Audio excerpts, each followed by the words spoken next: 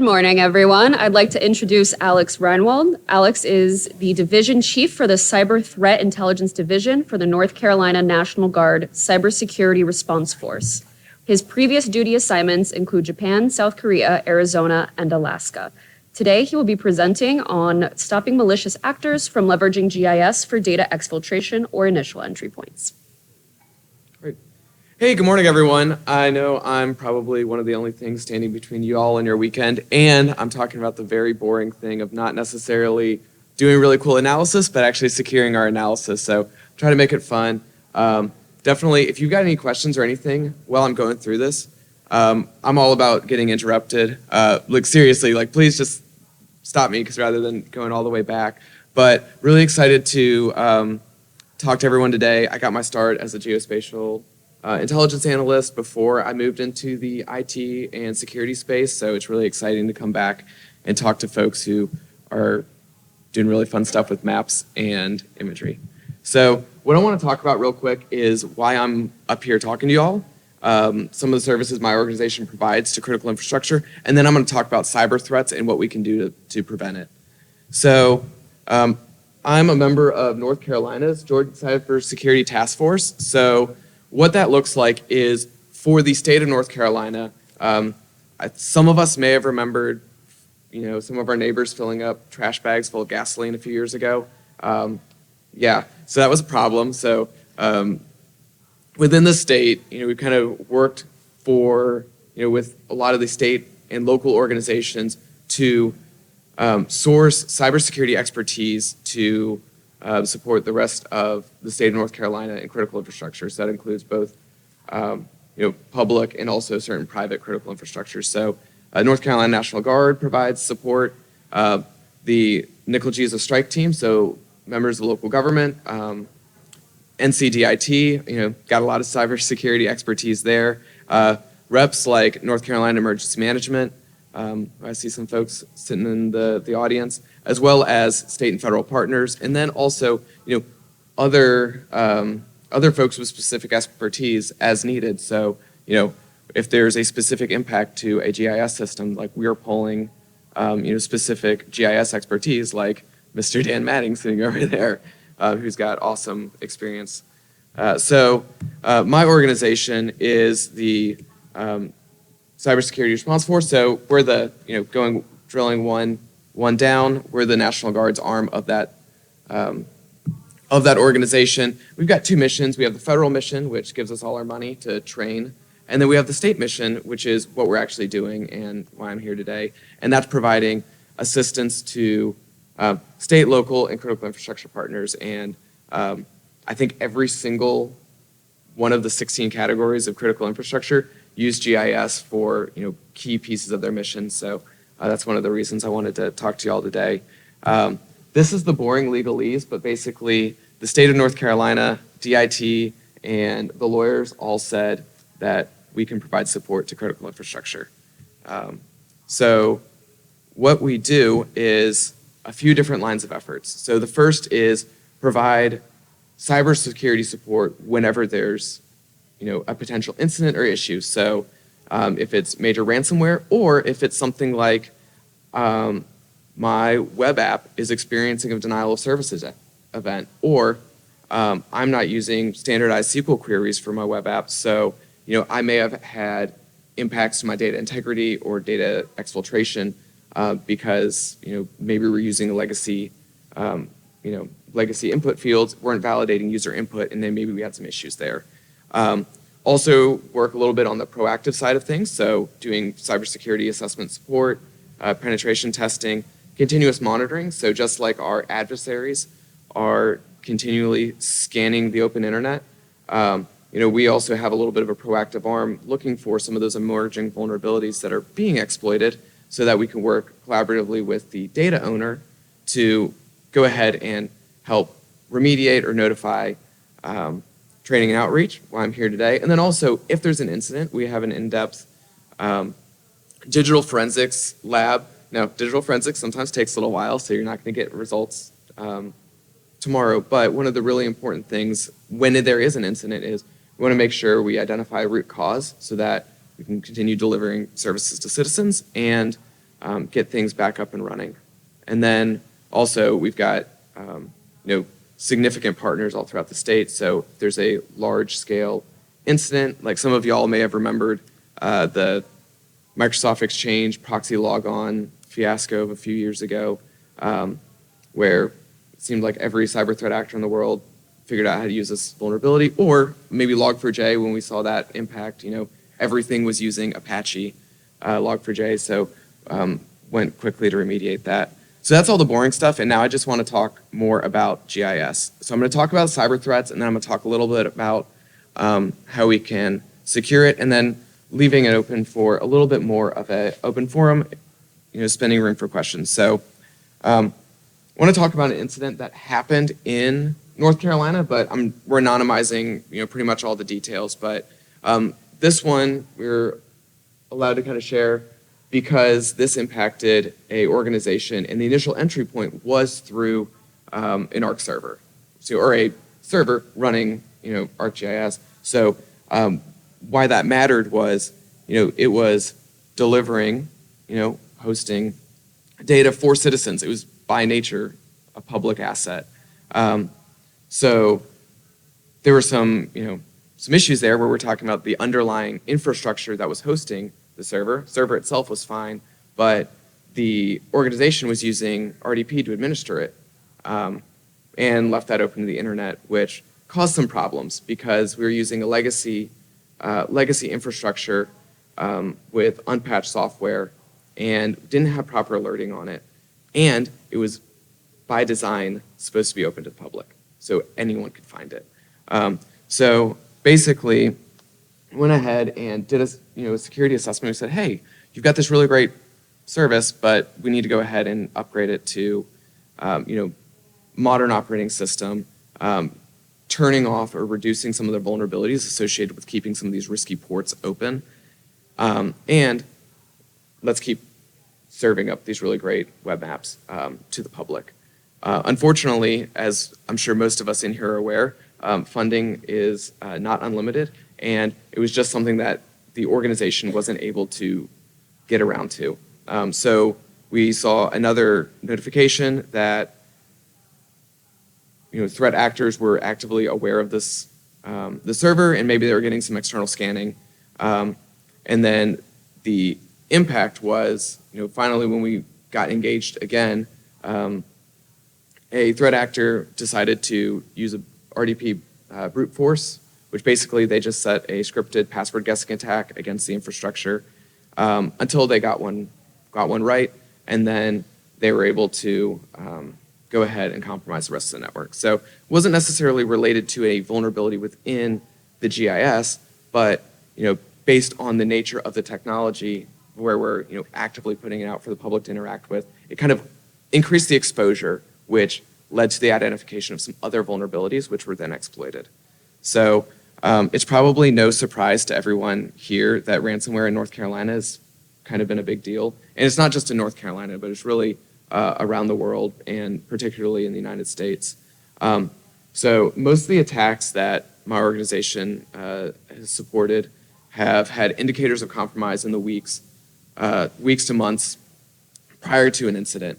Adversaries, because when they're conducting these ransomware attacks, they're financially motivated.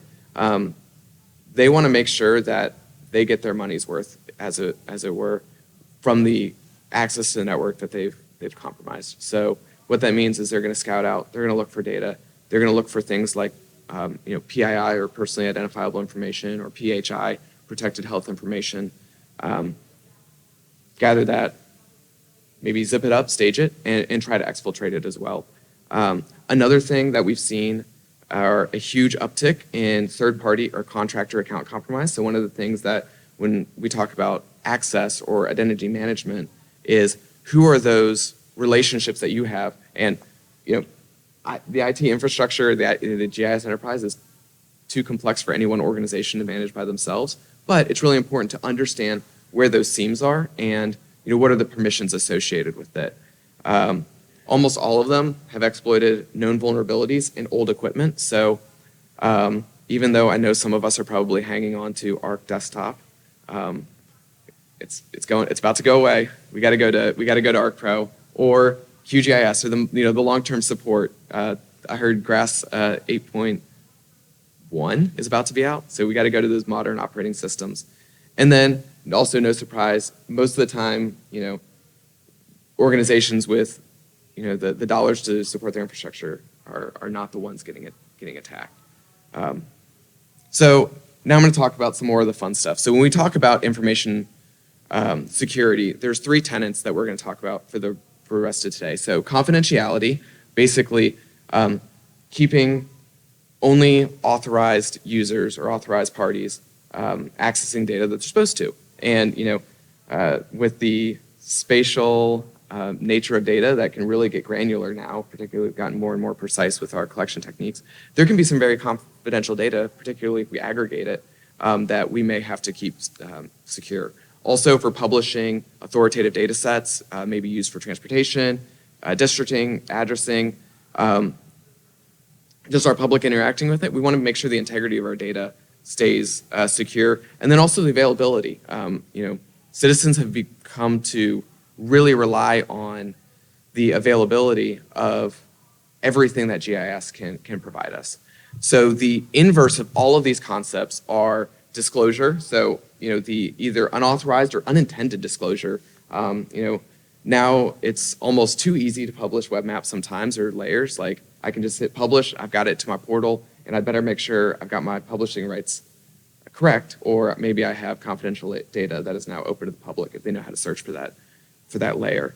Alteration, can someone change or drop a table in my database? Could they just work on data disruption to make things difficult for me? And also destruction or denial. Am I protecting my applications? Do I have a web application firewall or other load balancers that are protecting my maybe like I think about the John Hopkins COVID dashboard that was like everyone's first introduction to GIS who wasn't aware of GIS. They got attacked all the time just by bad parties trying to bring that website down just because they could, because it was high visibility. So there's a lot of things that we can do to protect this. So I've had it in the middle of this triangle, kind of what is a representation of the modern kind of GIS enterprise. It's a whole lot more complex nowadays than like ArcView accessing shapefiles. So there's a few things that I want to talk about. So if we think about like, a traditional, more local deployment of, ArcGIS, and also same would go for, QGIS. We have like a Postgre connection. We've got our analysis software and we've got our database, but some of the things that we really think about are, at the basic, are we doing the basic things correctly? Are my servers a modern operating system? If not, can I modernize some of those? If I can't modernize them, can I isolate them to protect them? Am I incorporating patching into my cadence? One of the big things beyond just getting all the new features that are being invested in, the GIS solutions is we're also getting security features put into them as well. And then the last thing I wanted to talk about for some of these is as, organizations continue to adopt GIS solutions for almost, every type of location or spatial problem solving, we can now use not just, I've got my named user account from Esri, but you can incorporate things like Active Directory or more, the rest of your organization's permissions into that. But where that comes a problem is you got to know what those permissions can do. Is my GIS administrator account the same as my systems administrator account? If so, that can be be a problem. So that I think the last talk someone talked about the separation of privileges. That can be really important too, because you don't want necessarily the same compromised account that can impact a server to also impact your data. So those are some of the questions we're thinking about just for some local deployments. And then, as we think about the huge, the huge interconnected web that modern GIS is, in the left we've got, this is where I'm working with my data in ArcPro, QGIS, and I'm going to store it somewhere else because I know I lost like I lost projects when I was in school, right? Like spent 12 hours processing imagery and then you're done. And then, you lose out, you forget your backpack out in the rain and you get to do it all over again.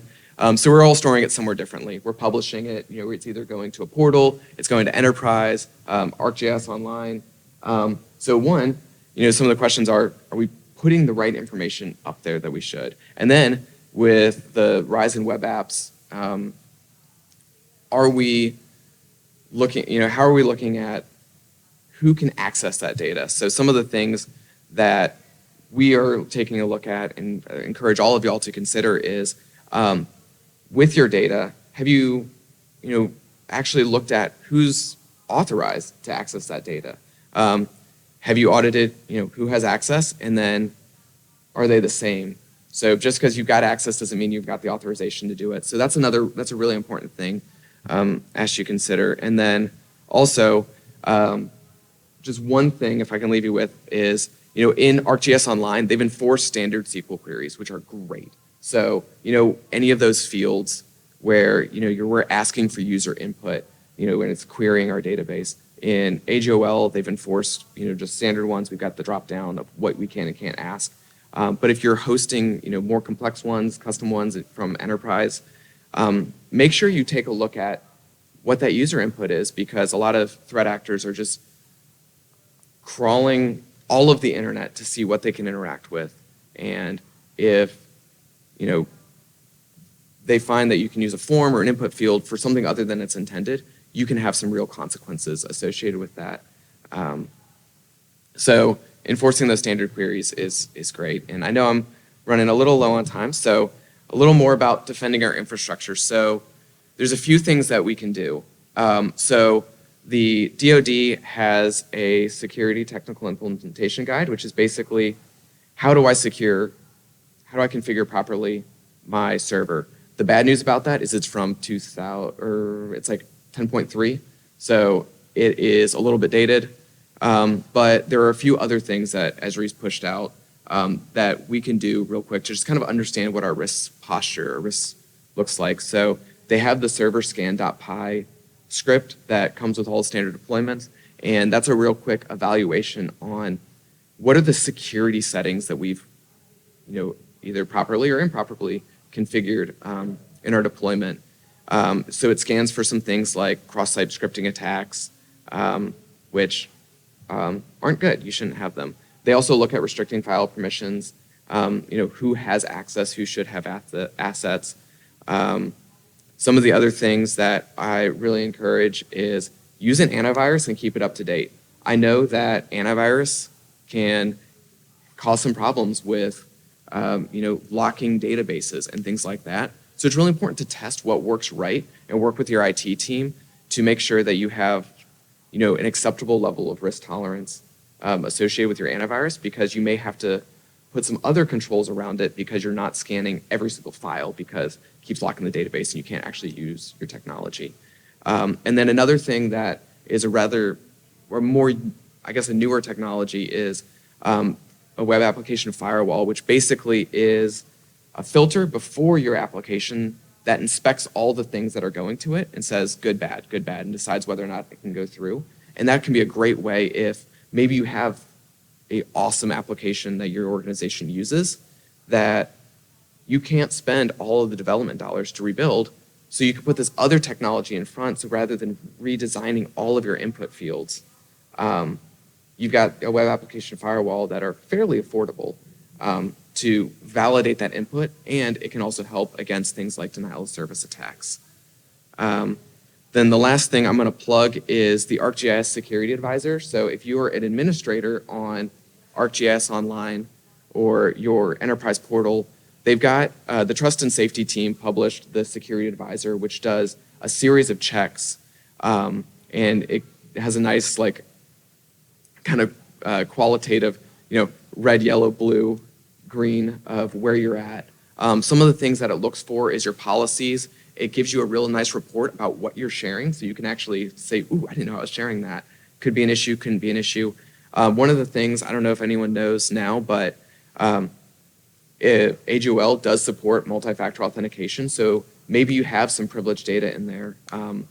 ArcGIS Online is FedRAMP low, which means you can host a lot of kind of privileged data in there, and they're about to be FedRAMP moderate. So for some of the folks that deal with health information or personally identifiable information, you'll be authorized, with your organization's permission, you'll be authorized to put information, protected information in there, but you still need to make sure that you aren't inadvertently publishing it, that you have the right access controls around it. So, MFA will be a key piece of that, of making sure that, maybe someone does compromise your organization's passwords because, I use 123 password for Netflix and my, organization's email account, and I signed up for Netflix with my organization's email account. So I really encourage y'all to take a look at running the security advisor. It doesn't, I don't want to lie to y'all, but I'm almost 100% sure it doesn't require any credits to run. You just have to grant it permissions to run. And the last thing I want to talk about is who are the actual targets for pretty much every cyber event we see in North Carolina, and for the vast majority of organizations. It's targets of opportunities. It's basically, the old story about the bear in the woods of, you run across a bear in the woods, you don't have to outrun the bear, you just have to outrun your friend with the bear. And that's kind of how a lot of the cyber incidents that we see happen, is they were attacked because they were vulnerable, not necessarily because of who they were. And a lot of times we see fire and forget tasks and attacks until they get something back. So, if they scan your web app and they see something that's returned that, doesn't necessarily look like it's supposed to, you've got a command injection or something like that, that's when it kind of gets elevated to tier 2 and it's like, oh, let me see if I can actually impact this organization. So that was really all I had prepared today. I just wanted to give you a once around the world of some of the resources in the state, some of the cyber attacks that we see in the state, and then some of the things that we can do, even though I know most of us in this room are more focused on the analysis side of things and, the development side of things. There's a role for us to play in making sure that the technology that we're subject matter experts in is secure, because, your IT staff may just not understand it, or, they're just only worried about securing the OS rather than the application as well. So if there's any questions or comments, I'd be happy to take any of those now. Sir. Mm-hmm.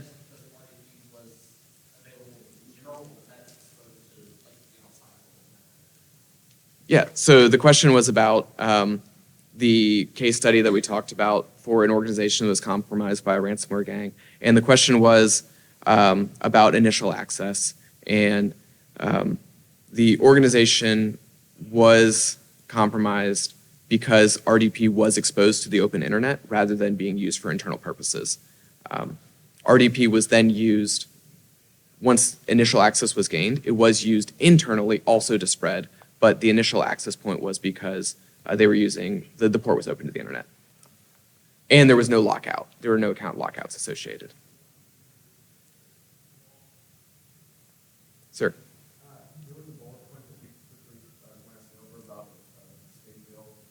Oh, yes. Is that just for the state level or local government? It is for public funds. So it is, let me go back, find it for you.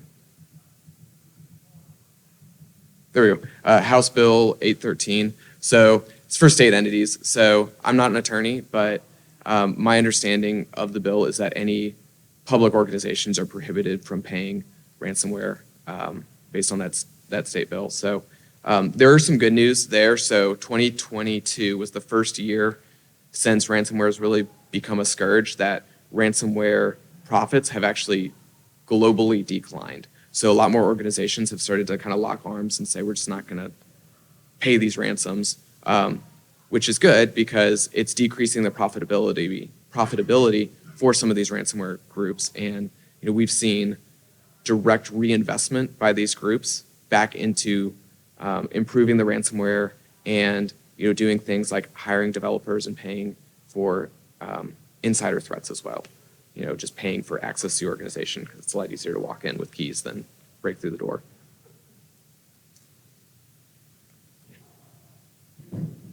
Any other questions, comments? I'll be sticking around for a little while, so if you got any questions, comments, please feel free to come find me. I really appreciate the opportunity to talk to you all today.